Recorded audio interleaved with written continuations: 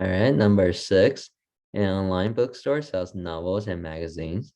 Each novel sells for $4 and each magazine sells for $1.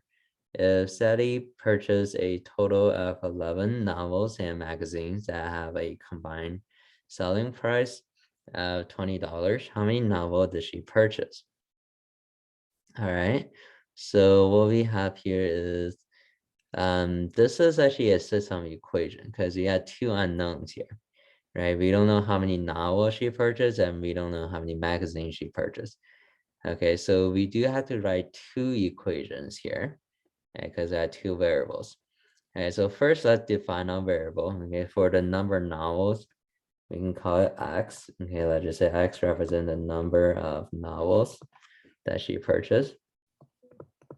Okay, and then y, let's just say that represent the number of magazines that she purchased. Okay, so then we can write our equation. So we know in total, she purchased 11 novels and magazines, right, in total. So what we can do is we can say x plus y is the number of novels plus the number of magazines should equal to how many total novels and magazines? We have 11. Okay, so x plus y should equal to 11. So this equation is based on the total number of novels and magazines. All right.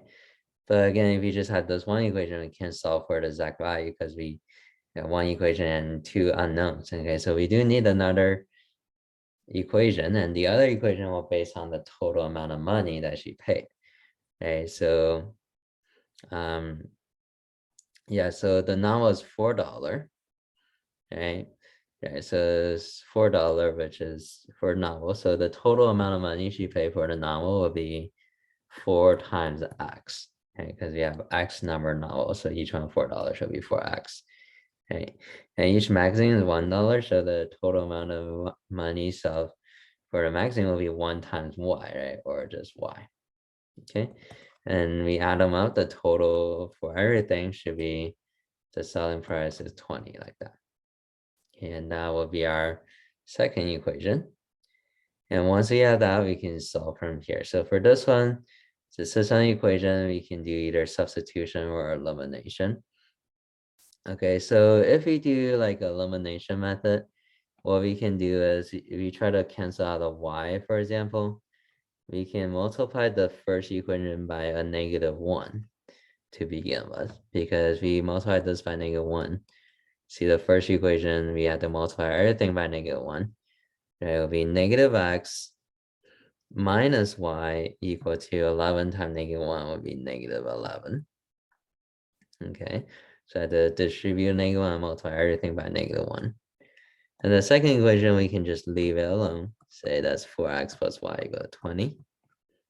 Okay, so why do we multiply by -1? Now, because we can actually go ahead and add these two equations. You see, if we add them up, the negative y and positive y, they will cancel. Okay. So we picked -1 on purpose so that when we add them, here the y's will cancel each other out. So this is the elimination part. Okay, so we eliminated the y value there. Okay, so on the left side, we add up the x's together, we get 4x minus x, so that would be 3x. That'd be 3x, and then the other two number, -11 plus 20, we add them up, that should be 9. Okay, so we 3x equal to 9.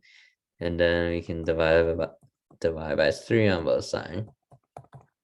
Okay, 9 over 3 is gonna be just equal to 3.